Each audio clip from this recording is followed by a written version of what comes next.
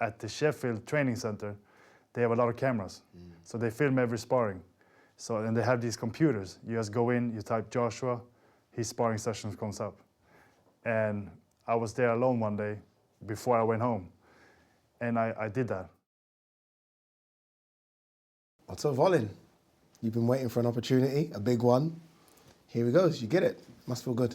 It feels great. I've been working for this for so long. And I had that big fight with Fury. And then I've had a couple good fights after that. But then it's been, I think, 2.5 years of getting no real fights. And I felt like after the Fury fight that I proved myself and I was gonna get those big fights, and then it didn't happen. So it was very tough at times, not getting fights, getting no money. So it's great. I'm just so happy that I've made it this far, and now I feel like all the fun starts.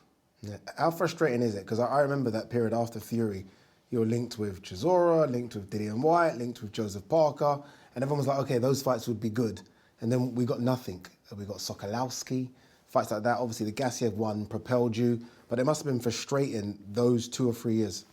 Yeah, very. Like I said, making almost no money and living in New York is very expensive. So you know, bleeding money pretty much. And that's not what I want. I want to fight, progress my career, become a world champion. So I stayed in the gym every day, even though I wasn't getting fights, and just working towards the goal. And it's finally getting closer. I got the big fight with Gassiev. Yeah, good win. Yeah, I went to Turkey, took a big risk fighting him. You must have been scared when the scorecards were read out. Because I thought you won that fight quite comfortable, and when it went to the scorecards, I was like, okay, this could go the other way. Yeah, it was very. I got scared, very scared. Yeah, my heart dropped, and I felt in the fight, I felt like I almost won every round. Yeah, so I was very comfortable, and then hearing the scorecards saying it was a split decision, I just looked at Joey, my trainer, and thought, oh no, they're gonna rob me. But they came to their senses, they gave me the win, so that was very good. And then come out of that fight, you know, in a great position, a promotion of free agent, and we were going over our options. We had a few different options, talking to different people in boxing. And then just a week ago, we got the call about this fight. And Jolene and my manager and I just spoke about it. We went back and forth with Joshua's side and made a deal in like 2 days. And now we're here. Yeah, now you are here, right? It's a big one. It feels like the biggest card I've seen in years. And you are main event on that card in Saudi Arabia. So all your hard work, all the frustrations of the last 4 years, finally, you've got something. Yeah, finally. And I was so happy after that win against Gassiev because I felt like something big is gonna come now. I'm getting ranked number 2 with the IBF.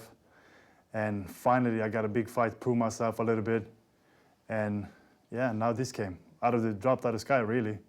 I've spoken to so many people, former boxers, current boxers, and everyone said this is a banana skin for AJ. And you look at the options that AJ could have fought. There was talks of Manuel Char, Agit Caballel, and other fighters. They said maybe not Otto Wallin. Maybe kind of go that way if Otto Wallin's coming for you. Do you feel like you have a style because of the Alexander Usyk fight to cause AJ big problems? I do. I think that Usyk is a very good fighter, but we are still different. We have some similarities with both southpaws, both good boxers. I'm actually a bit bigger than Usyk. A lot bigger. Yeah. I didn't realize how big you were until I saw the face-off of you and AJ. You're as big. Right, yeah. Right. And I'm a good southpaw. He's taking this fight in kind of a short notice. I just fought. I had a week off, came back to the gym.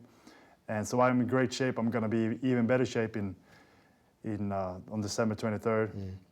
And so I think, of course, if you ask me, it's a bad fight for Joshua. He's changing trainers again. And I think he's searching for something that he's not going to find. Yeah.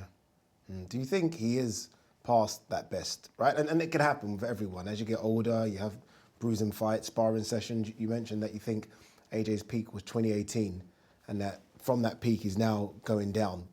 Do you genuinely believe that? Like he's no longer the guy he once was? Well, he's not. I think it's pretty obvious to everyone that physically I think he's the same, but mentally he's not. And I think that he deserves a lot of respect, Joshua. He's done really well for himself in his life.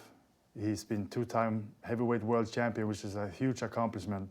So I think he should be proud. But I think that he's feeling the pressure, the outside pressure from the fans and from the people, and that really gets to him. So I think now, 2018, I think he fought Klitschko, he got knocked down, and I think that's when it started for him. And then fought Ruiz, of course, lost the first fight.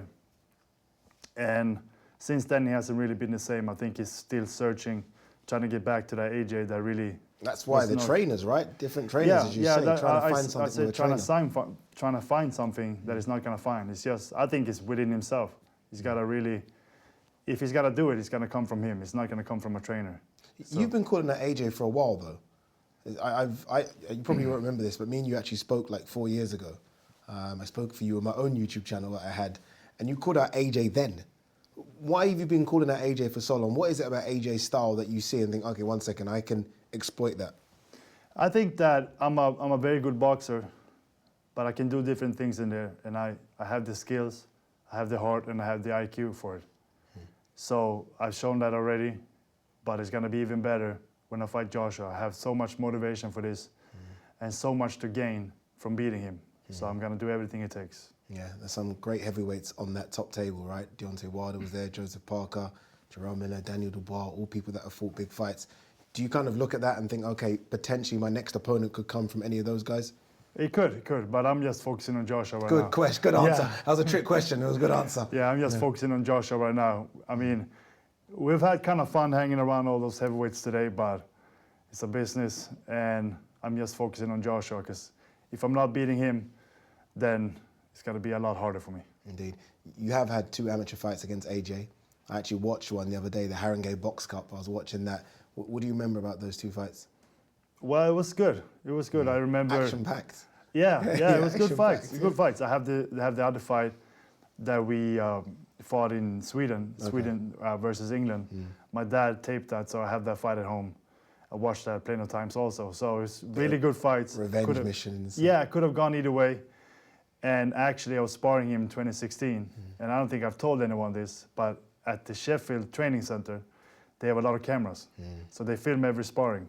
So, and they have these computers. You just go in, you type Joshua, his sparring sessions comes up. And I was there alone one day before I went home, and I did that. So I found, at first I told McCracken, I don't want you filming the sparring, because if you do, I want the tapes. Yeah. And he said, yeah, you can speak to the technician, I think he said. Yes, speak to him. But I never saw anyone, right? So before I left, I sat down with the computer. I found our sparring sessions. It was maybe like 5 of them. I filmed them with my phone, so I brought them with me. I was thinking, if he's gonna have the tape, I'm gonna have the tape too.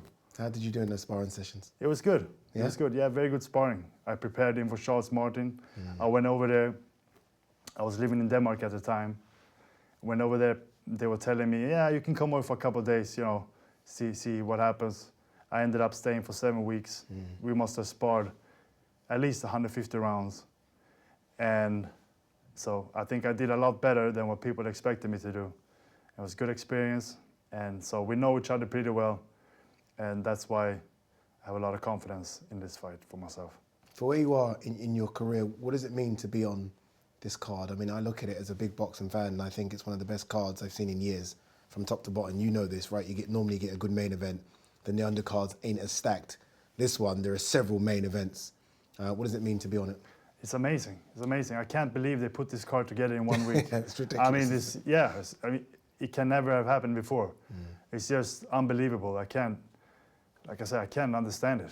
But they pulled it together somehow, and we all gonna go there and fight. And if I wasn't fighting, I was gonna be watching all of these fights with big interest. Yeah. So, maybe after the fight, I get to watch the whole show again. Fingers crossed, right? You said that you're a promotional free agent, and I'm seeing a lot of fighters do that nowadays. Is it hard being in that situation? I mean, yes, you've got a lot of options, but there's also that risk if you lose, right? Yeah. I mean, it's just a business. I just became a free agent a few months ago. And for me, it's been great. Yeah, it's been great. So it can be a risk, but for me, it's been very good. It's not bad, is it? Gassiev, AJ in Saudi Arabia. Maybe free agency is the way to go. Right. Maybe. Also, good luck. Thank you. December 23rd. Well done. Congratulations on the fight.